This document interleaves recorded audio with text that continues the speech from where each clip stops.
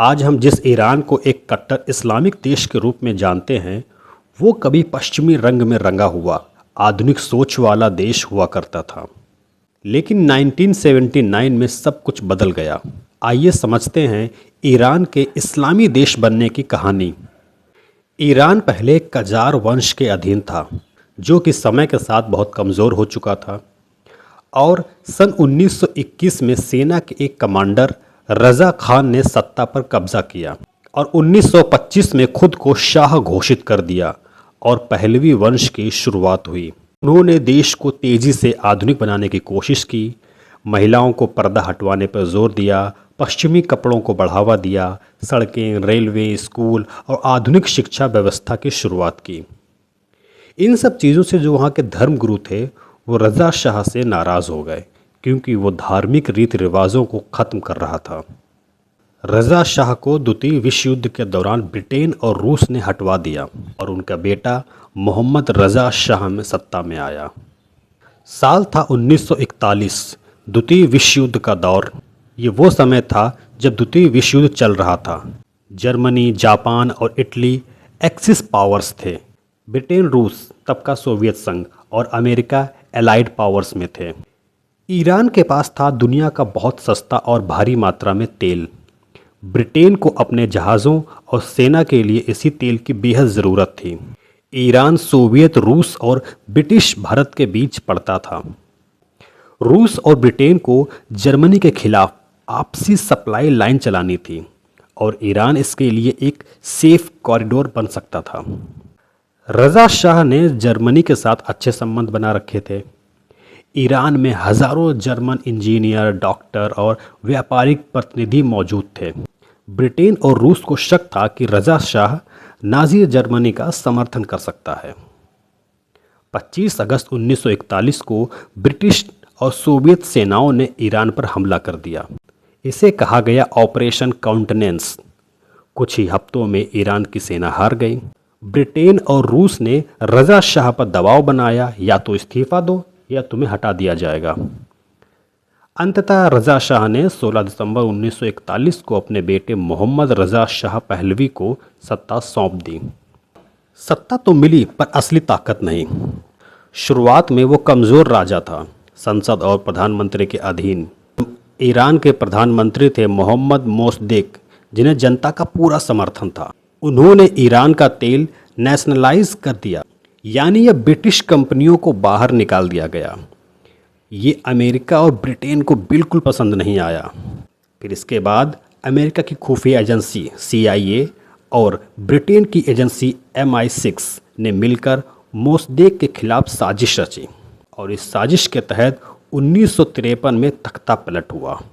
मोसद्देक को गिरफ्तार किया गया और शाह को पूरी ताकत दे दी गई। शाह ने 1963 यानी कि 1963 में वाइट रेवोल्यूशन की शुरुआत की। इसमें भूमि सुधार हुआ, ज़मीनें छोटे किसानों को देना, महिलाओं को वोट का अधिकार देना, लड़कियों की शिक्षा, पश्चिमी जीवन शैली को बढ़ावा। लेकिन असल में ये एक शो ऑफ था। गांव में कोई असल सुधार नहीं हो रहा था। किसान बेरोजगार हो रहे थे, धार्मिक लोग भड़क रहे थे। शाह ने एक भयंकर खुफिया एजेंसी भी बनवाई थी, जिसका नाम था सवक, यानी कि सिक्योरिटी एंड इंटेलिजेंस ऑर्गेनाइजेशन। इसका काम था विरोधियों को पकड़ना, पत्रकारों को गायब करना, छात्रों पर नज़र रखना, तार में बिजली देकर टॉर्चर करना। और ये बात जो थी उस समय के मानवाधिकारों संगठनों को बिल्कुल पसंद नहीं आ रही थी।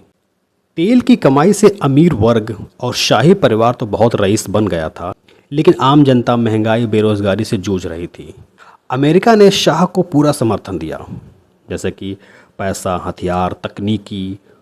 उसके शासन को लोकतांत्रिक दिखाने की कोशिश। शाह का विरोध करने वालों को कम्युनिस्ट और आतंकवादी बताकर दबा दिया गया। धीरे धीरे जनता, धर्मगुरु, छात्र और मजदूर सब शाह के खिलाफ एकजुट हो गए। आयतुल्ला खुमैनी, जिन्हें देश से बाहर निकाल दिया गया था, वो अब क्रांति का चेहरा बन गए थे। शाह मोहम्मद रज़ा पहलवी की अमीरी, तानाशाही और सवक के जुल्मों से लोग परेशान थे। धर्मगुरु, छात्र, मजदूर, दुकानदार, हर तबका सरकार से नाराज़ था। आर्थिक विषमता, बेरोजगारी, भ्रष्टाचार और धार्मिक भावनाओं की अनदेखी लोगों के गुस्से में आग भर रही थी। आयतुल्ला रुहुल्ला खुमैनी एक प्रमुख शिया धर्मगुरु थे। उन्होंने शाह के पश्चिमीकरण और धर्म विरोधी फैसलों के खिलाफ आवाज़ उठाई थी।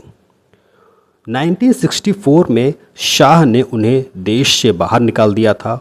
इस वजह से वो इराक और फिर फ्रांस चले गए थे। निर्वासन में रहकर भी खुमैनी ने कैसेट्स और भाषणों के जरिए ईरान की जनता से संपर्क बनाए रखा। उनके कैसेट्स मस्जिदों, बाज़ारों, विश्वविद्यालयों में सुने जाते थे। लोग उनके भाषणों को सुनते थे।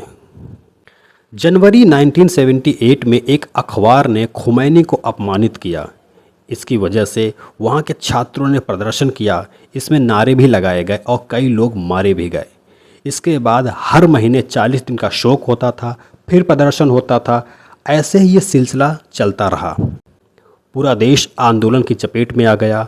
मस्जिदों में नारे लगने लगे, मार दिया गया इस्लाम, जिंदा है खुमैनी।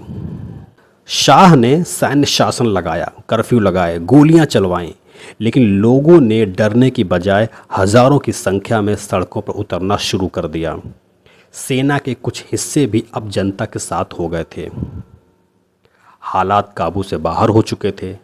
शाह और उसकी पत्नी को 16 जनवरी 1979 को देश छोड़कर भागना पड़ा।